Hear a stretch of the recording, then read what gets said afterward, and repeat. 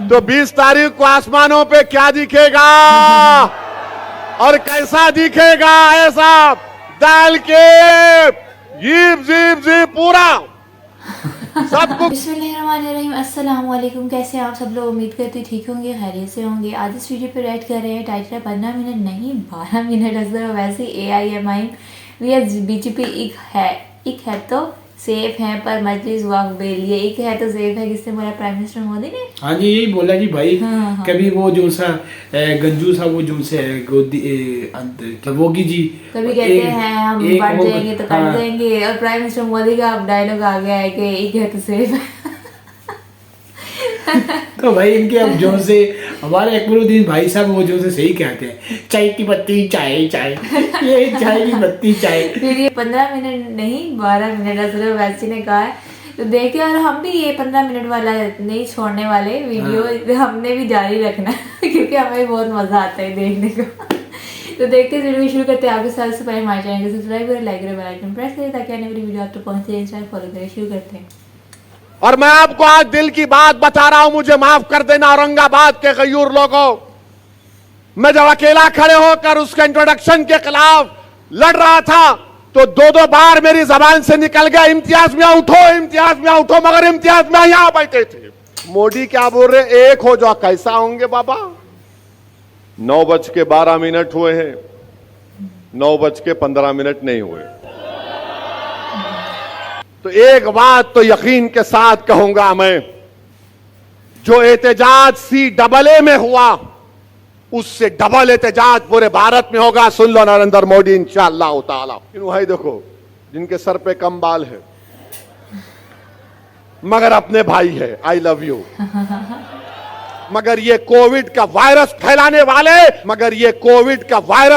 वाले हमारी सफों में निफाक पैदा कर दिए। अस्सलाम वालेकुम दोस्तों, कल हमने आपको वीडियो बताया था कि फ्लोटिंग प्लेन स्टार्ट होने वाला है जो श्री सलम की जो कृष्णा रिवर है उसमें बोलकर, और आज देखिए ये प्लेन स्टार्ट भी हो चुका है। चंद्रबाबू नायडू कितना तेजी से काम कर रहे हैं, बहुत ही ज्यादा डेवलपमेंट के काम कर रहे हैं आंध्र प्रदेश के अंदर। जो सामने चीज नजर आ रही है इसके ऊपर ही हम वीडियो बना के डाले, लेकिन इसको लेकर भी काफी सारे लोगों को तकलीफ हो गई और बोल रहे हैं कि चंद्रबाबू नायडू कितने पैसे दिए गए थे। तो जो लोग अभी इस तरह से बेबुनियाद सा इल्जाम लगा रहे हैं उनसे बस ये कहना चाह रहा हूँ, बहुत पैसा दे दिए भाई, पूरा आंध्र प्रदेश नाम पे कर दिए, भेजो फिर रिश्ता। अच्छा दिखता क्या भाई ऐसे बात सुनना? आपने बहुत सारे लोग क्या हो जा रहे हैं घर में बीवी के गालियां सुनने के बाद में सोशल मीडिया पे आके इस तरह के कमेंट ना करते। फलस्तीन का वीडियो डालती कि इजराइल वाला पैसे देता, सऊदी का वीडियो डालती कि ईरान वाला पैसे देता, ऐसा वीडियो डालती कि पैसा मिलता, बोल के कौन तो भी दे रहा भाई? इतनी सीक्रेट इन्फॉर्मेशन आपको मोसाड में है क्या? आपके बाबा नहीं MI6 में? नको करो ऐसे बेकार के कमेंट ना, कुछ भी जॉब कर लो। मन्नान भाई जॉब मिला लगाए। तो अब तक आप लोग कांग्रेस BJP का नाम सुने होंगे, लेकिन और एक पार्टी भी आ चुकी है, राष्ट्रीय उलमा काउंसिल पार्टी। लेकिन रोजाना चैनल के ऊपर जो नए लोग आ रहे हैं, नए हमारे भाई आ रहे हैं, उनसे हम गुजारिश करते हैं चैनल को सब्सक्राइब करिए, लाल वाले बटन का कलर चेंज कर दीजिए। बताइए ये लोग भी इलेक्शन में कंटेस्ट कर रहे हैं और इनके वीडियोस भी वायरल हो रहे हैं। और क्या बताऊं आपको, ये बैठे हुए हैं दलीप सुल्तानपुरी जो प्रत्याशी हैं हमारे यहाँ के, जानिए इनको बहुत सोच समझ के, बहुत इंटरव्यू लेने के बाद मौलाना आमिर रशादी ने इनको यहाँ से प्रत्याशी बनाया आपके बीच में। अगर आप साथ नहीं देंगे इनका, फिर किसका साथ देंगे? कांग्रेस का साथ देंगे? NCP का साथ देंगे? ये दोनों चाचा भतीजा मिलकर के लोगों को बेवकूफ बनाने का काम कर रहे हैं। शरद पवार इंडिया के साथ, अजीत पवार एनडीए के साथ, और ये दोनों मिलकर के मलाई खा रहे हैं। शरद पवार इंडिया के साथ, अजीत पवार एनडीए के साथ, और ये दोनों मिलकर के मुसलमानों का डमरू बजा रहे हैं। तो उनको बताइए कि अब मुसलमान बजने का काम नहीं करेगा बल्कि इनको दौड़ाने का काम करेगा। प्राइम मिनिस्टर मोदी का एक वीडियो का क्लिप वायरल हो रहा है, इसको लेकर बैरिस्टर ओवैसी ने जवाब दिया है। क्या जवाब दिया है वो भी आपको बताएंगे। प्राइम मिनिस्टर मोदी ने क्या कहा वो भी आपको सुनाएंगे। आप देखते हैं कि भारत के प्राइम मिनिस्टर ने आज बोला, मोदी ने बोला एक है तो सेफ है, एक है तो सेफ है, एक है तो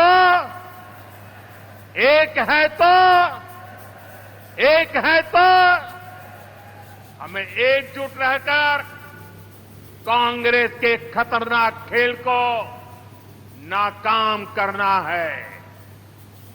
मोदी ने बोला एक है तो सेफ है, एक है तो सेफ है। ये मीडिया वाले मेरे पीछे आ गए दोपहर में, इन भाई देखो जिनके सर पे कम बाल है मगर अपने भाई है, आई लव यू। मैं पूरों से मोहब्बत करता हूं। तो उन्होंने बोले अरे बोलो ना भाई, उन्होंने बोले, मैं बोला शाम में इस उम्मीद पर बोल रहा हूं कि बाद में नान खलिया आप खिलाएंगे मेरे को। मोदी बोले एक हैं तो सेफ हैं। अब इसका जवाब क्या है मंजलिस की तरफ से, असदुद्दीन ओवैसी की तरफ से? मोदी जी सुनो, अनेक हैं तो अखंड है। मोदी क्या बोल रहे? एक है तो सेफ है। मंजलिस क्या बोल रही? मोदी अनेक है तो अखंड है। भारत में अनेक लोग हैं, मराठा है, दलित है, मुसलमान है, क्रिश्चियन है, ईसाई है, ओबीसी है, तमिलियन है, पंजाबी है, तेलंगाना का है, तेलुगु बोलने वाला है, अरे अनेक है। तो भारत अखंड है। मोदी क्या बोल रहे? एक हो जाओ। कैसा होंगे बाबा? कोई अपने कल्चर को छोड़ेगा, कोई अपनी गुजराती तहजीब को छोड़ेगा। तो मोदी चाहते क्या है कि सब भारत की डाइवर्सिटी खत्म हो जाए। ये एक का मतलब ये है। मंजलिस क्या बोल रही? हम अनेक हैं तो अखंड है। मोदी एक करना चाहते हैं, आरएसएस एक करना चाहती है। और मैं मोदी को जवाब दे रहा हूं, इंसाफ है तो इंडिया सेफ है। इंसाफ है तो इंडिया सेफ है। संविधान है तो सम्मान है।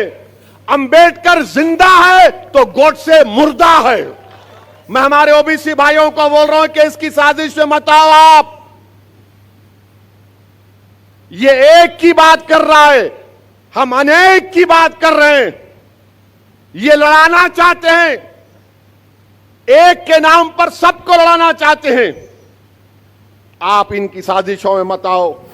अच्छा मोदी जी ये तो बताओ, एक है तो सेफ है, तो आपने क्यों कहा था 2024 के पार्लियामेंट के इलेक्शन में राजस्थान में आपने हिंदू बहनों से कहा था कि आपका मंगलसूत्र निकाल कर मुस्लिम औरतों को दे दिया जाएगा? और आप आज महाराष्ट्र में आके बोल रहे एक है तो सेफ है। दोगली बातें। फिर मोदी ने कहा आपकी भैंस को लेकर मुसलमानों को भैंस दे दिया जाएगा।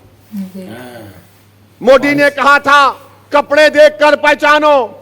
अगर एक है तो सेफ है तो बताओ मोदी, आपके घर से चंद मिनट के फासले पर दिल्ली की सड़कों पर किसका खून बह रहा था? किसको बेघर कर दिया गया था? इसका बात नहीं करेंगे। और फिर मोदी बोलते हैं एक है तो सेफ है। किसने एनआरसी की तायीद की थी? किसने ट्रिपल तलाक की तायीद की थी?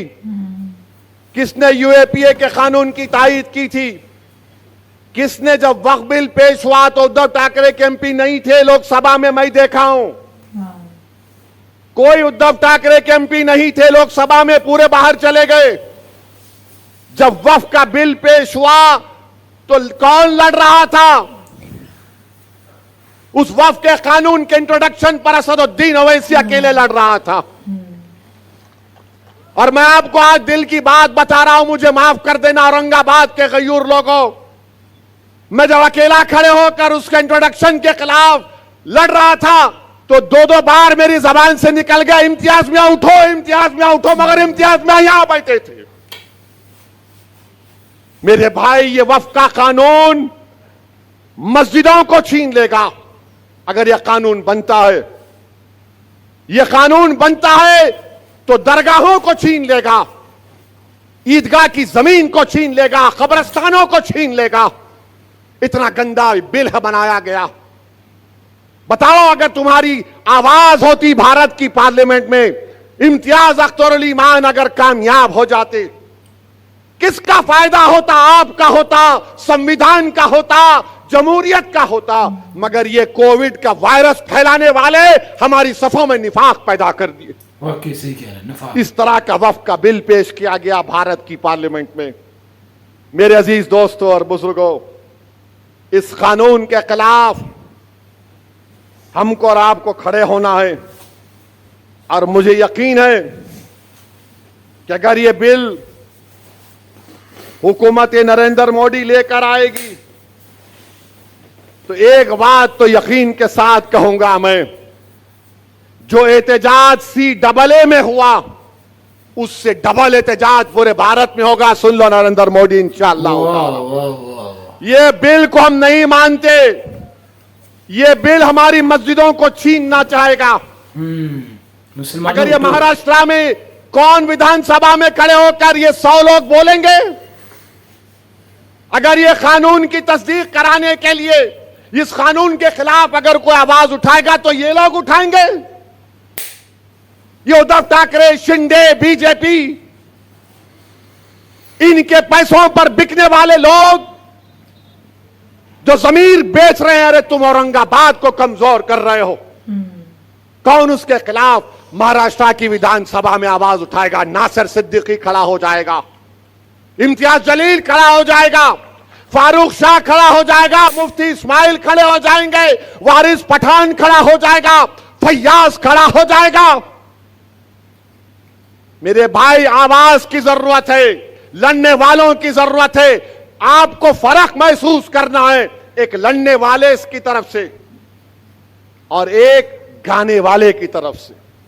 ये सब गाने वाले हैं, इनको हुक्म होगा ऐसे राग में गा, बोलो ओवैसी के खिलाफ, तबलचियां शुरू हो गए, हारमोनियम लेके ओवैसी ये ओवैसी वो।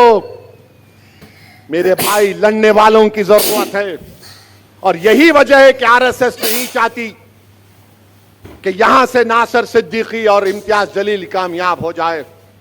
याद रखो, टीपू सुल्तान से गद्दारी करने वाले कौन थे? गद्दारी करने वाले बोलो, कौन थे गद्दारी करने वाले टीपू सुल्तान से? तुम्हारी जबानों को जुम्बिश दो और बोलो, कौन थे? सिराजुद्दौला को धोखा देने वाले कौन थे? करबला के मैदान में इमाम हुसैन के खिलाफ नमाज भी पढ़ते थे और पानी भी बंद करते थे। कौन थे वो लोग? मेरे भाई, तारीख तुमको पुकार पुकार कर कह रही है कि एक पार्लियामेंट के इलेक्शन में इन जालिमों ने हमको डसा, अब असेंबली के इंतखाबात में इनको डसने मत दो। अपने इत्तेहाद को मजबूत बनाओ। मजलिस कभी किसी मजहब के खिलाफ ना थी ना कभी रहेगी इंशाअल्लाह ताला। क्या बात। जब तक अल्लाह सुब्हानहू तआला असदुद्दीन ओवैसी को मजलिस का एक सिपाही और जिम्मेदारी के तौर पर रखेगा, मैं किसी भी समुदाय का खिलाफ नहीं हूं। मैं तो दुनिया के कोने कोने में जाकर कहता हूं कि मेरा देश ऐसा है जहां पर हर 100 किलोमीटर पर अलग तहजीब है। मेरा देश वो है जहां पर हजारों तहजीबें, कई मजाहिब के मानने वाले रहते हैं। मेरा एक ही झगड़ा है, जब सबका नेता हो सकता है तो मेरा नेता क्यों नहीं हो सकता? जब सबका आवाज हो सकती है तो मेरी आवाज क्यों नहीं हो सकती? जब सब समुदाय अपने अपने लोगों को इलेक्ट करते हैं तो मैं अपनी पार्टी के नुमाइंदों को क्यों इलेक्ट नहीं कर सकता? मेरा झगड़ा एक ही है और मैं आपसे अपील करने आया हूं कि वक्फ बिल आपके सामने है। आपने देख लिया कि एक शिंदे की पार्टी में एक शख्स है जिसने कहा कि मस्जिद में घुस के हम मारेंगे। मेरे भाई, बताओ आप, कोई लड़ने वाला ही नहीं है। अब अगर इम्तियाज, नासिर सिद्दीकी, मुफ्ती इस्माइल साहब और फारूक शाह के साथ वारिस पठान और फैयाज ये लोग चले जाएंगे, हमारी दलित कैंडिडेट भी नागपुर में है, ये हमारे मजलिस के लोग जीत के जाएंगे, तो इसको बोलने से पहले सोचना पड़ेगा कि मस्जिद में घुस के मारेंगे। मोदी जी बोलो, इसके ऊपर तुम क्या बोलते? एक है तो सेफ है। अरे ये तुम्हारी पार्टी में है तो सेफ है। तुम्हारी पार्टी का सत्ता महाराष्ट्र में नहीं होगी तो तुम्हारे तमाम के तमाम लोग जो नफरत फैला रहे ये अनसेफ हो जाएंगे कानून के एतबार से। लीगली कानून इनको के ऊपर काम करेगा। मगर शिंदे ने उस शख्स के साथ खड़े होकर कह दिया कि मैं इनके साथ हूं जो नबी करीम सल्लल्लाहु अलैहि वसल्लम के शान में गुस्ताखी करने की कोशिश की। तो मेरे अजीज दोस्तों और बुजुर्गों, अपने एक एक वोट को इस्तेमाल करिए। आप मजलिस के हक में बटन दबाइए। ये लोग जो खड़े हैं ना, जीतना इनका मकसद नहीं है, हराना इनका मकसद है। ये जानते हैं कि जीतने वाला इम्तियाज जलील है, जीतने वाला नासिर सिद्दीकी है, ये आपके इत्तेहाद के दुश्मन है। और ये जो बीजेपी, शिंदे, उद्धव ठाकरे और कांग्रेस के जितने उम्मीदवार है, बताओ तुमने औरंगाबाद के लिए क्या किया? तुम्हारे पास सत्ता थी, तुम पीने का पानी का मसला हल नहीं कर सके। यहां पर रोडें क्या है बताओ? इम्तियाज जलील ने अपने सालाना एमपी फंड से जो काम करवा सकते थे, काम को करवा दिया। मगर मेरी आप तमाम से अपील है कि मुत्तहदा अपने वोटों का इस्तेमाल करिए। डरने और घबराने की जरूरत नहीं है। 20 तारीख के दिन सुबह में अपने घरों से निकलिए। नासिर सिद्दीकी का नाम मशीन में 12वें नंबर पर है, इम्तियाज जलील का नाम 6ठे नंबर पर है। और ये समझ कर वोट डालिए कि आप पार्टी को कामयाब कर रहे हैं, शख्सियतों को कामयाब नहीं कर रहे हैं। क्या बात है। मजलिस इनफरादियत को प्रमोट नहीं करती, मजलिस शख्सियत को प्रमोट नहीं करती। अरे मैं आज जिंदा हूं, कल नहीं रहूंगा, ये हक है, मैं नहीं रहूंगा। तो क्या मजलिस खत्म हो जाएगी? लाखों बार खुदा ना खास्ता मजलिस रहेगी तुम्हारी वजह से। तुम लीडर बनोगे, तुम कायद बनोगे, तुम रहबरी करोगे, तुम भारत की पार्लियामेंट में लड़ोगे संविधान के दायरे में रहकर। तुम गरीबों की आवाज बनोगे, तुम मजहब की आवाज नहीं बनोगे, तुम गरीबों की आवाज बनोगे। ये मेरा ख्वाब है। क्या बात, क्या इस ख्वाब को आपको जिंदा रखना है। आप लोगों ने बात। अगर आप और हम, खुदा ना खास्ता जो गलती हमसे पार्लियामेंट इलेक्शन में हुई, जिसकी बुनियाद पर हमारी कोई आवाज आज पार्लियामेंट में नहीं है, मैं आपसे अपील कर रहा हूं कि इन लोगों की कोशिशें होंगी।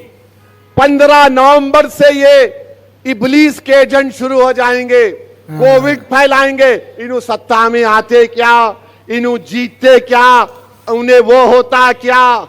मैं इन लोगों से कह रहा हूं, मैं अपनी जिंदगी के फैसले इस बुनियाद पर लिया हूं कि अल्लाह की जात पर अटूट तवक्कल करता हूं।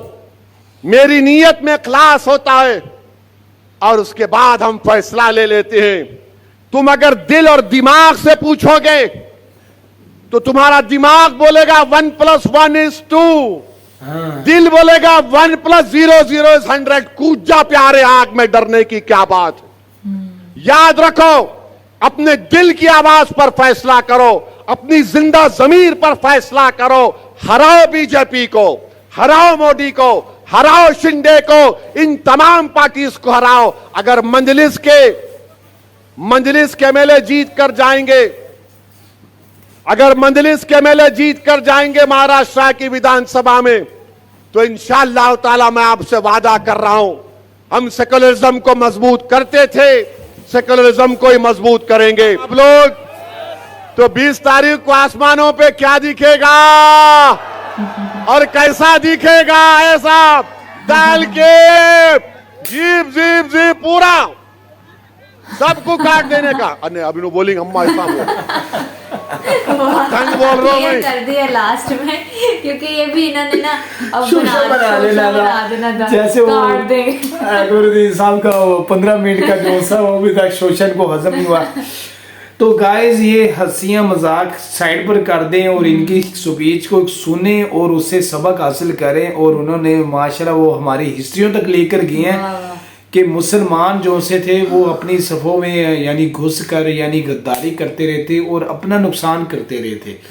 तो यार देखें, अब जब वोट हुए ना, आपको पता है उन्होंने क्या किया? ये वैसी साहब क्या कह रही हैं, उनके जो थे हाथ कंडे हैं, यानी और मुसलमानों के जो से है ना, गुमराह किया मुसलमानों को। नहीं, कुछ और पार्टियां उतार दी इलेक्शन में, ताकि इनका वैसी साहब को जो से वोट जाने हैं ना, वो टूट जाए। किन्हीं को पैसे देंगे, किन्हीं को लालच देंगे, किन्हीं को मोटरसाइकिल की देंगे, प्लाटों की देंगे, अब तो बहुत कुछ चलता है। तो ये वैसी साहब की जो सी स्पीच है ना, ये आम सादा बंदा भी सुने ना तो मैं कह रहा हूँ अक्ल को हाथ मारे।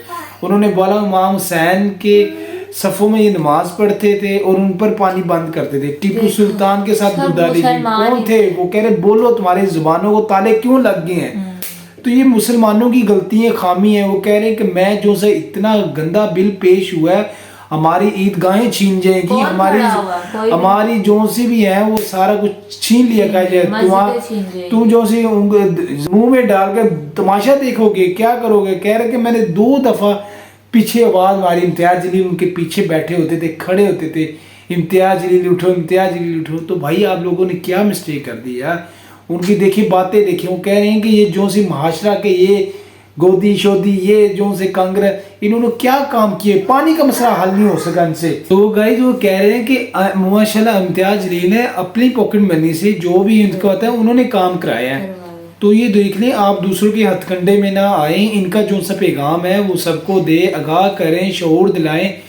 और देखें फिर जो इमोशनल कर दिया, उन्होंने बोला कि वाकई हमने इधर नहीं रहना, मैंने नहीं रहना, आप लोगों की ज़रूरत है। वो जो से भी जितने हैं आप लोग आए, बढ़ चढ़ कर आए, आगे बढ़कर साथ दें। मजलिस आप लोगों से, अगर आप लोग सपोर्ट करोगे, मैं तो एक दिन चला जाऊंगा, पीछे से आप लोगों ने मजलिस को खड़ा रखा। तो देखिए इस तरह पाकिस्तान में कुछ हालात इस तरह से हैं कि कोई जो सी इस्लामी पार्टी है जो शरीयत की पाबंद है, जो अल्लाह और उसके रसूल के साथ वफा करे, वो इस तरह जो सी खड़ी नहीं हुई। अब इस वजह से अब सूद के भी जो से बिल एक्सेप्ट होते हैं जो शरीयत के ख़िलाफ़ हैं, अपने मज़हब के ख़िलाफ़ है, वो बिल भी एक्सेप्ट होते हैं। ये वो अंदर कंजर खाना, ये सारा कुछ चल रहा है। तो गाइस ये जो सा सर्किट है, अब जो से मुसलमान है अल्हम्दुलिल्लाह अब थोड़ा सा रुझान हुआ है। एक बाबा खादिम हुसैन रिजवी साहब की, उन्होंने अल्लाह उनके दर्जात बुलंद फरमाए, उनकी वजह से हमें कुछ जो सा यार अक्ल आई। तो अब कुछ वो बहुत से जाहिर सी बात उनके पास हाथ में पावर तो नहीं, बट बहुत अच्छे से काम कर रही हैं। कोई भी ऐसा वैसा मसला आ जाए तो वो जिस तरह वैसी साहब एक्शन लेते हैं, वो जो सी पार्टी है जो सी वो एक्शन लेती है। तो अब जो से पहले इतने थे अब इतने हो रहे हैं, तो इंशाल्लाह तो यही बात है गाइस, ये हमारी मुसलमानों की गलती कोताही है। हम जो से दुनिया में बढ़ गए हैं, ये जो से जहाद कहते हैं, जहाद का मतलब ये होता है जब मुजलूमों पर जुल्म हो रहा हो तो उनके खिलाफ एक्शन लेना। ये नहीं होता है इसके जहाज इसको काट दो, इसको काट दो। ना हमारा मजहब इस तरह कहता है, जिस तरह वासी साहब ने कहा, ना मैंने कभी मजहब का सौदा किया है, यानी ना मैंने किसी के मजहब को बुरा कहा जिस तरह ये लोग मजहब की सियासत करते हैं। तो गाइस ये था आज का रिएक्शन। अपनी राय ज़रूर दिया करें, अपनी मोहब्बतों का ज़रूर दिया करें हमें, और कमेंट सेक्शन में यानी हमारी वीडियो को शेयर लाइक ज़रूर किया करें, बेल आइकन को ज़रूर प्रेस किया करें ताकि हमारा नोटिफिकेशन जो है आप तक पहुंचे, ताकि आप भाइयों की मोहब्बत हम तक पहुंचे। तो ये आप लोगों ने हैदराबाद की बिरयानी तो खिलानी नहीं, हमने ना रेसिपी भाई लोगों ने सेंड करनी है। हम बैगम से कह रहे हैं यार कि हमें इस तरह की खिला दें यार, तो वो भी आप लोगों को तौफीक नहीं होनी थी। अपने अहलो याल का और जो भी आपके साथ मोहब्बतों के साथ अटैच, उनका ज़रूर ख्याल किया करें। मिलते अगली वीडियो में, अपना खास ख्याल रखें। अल्लाह।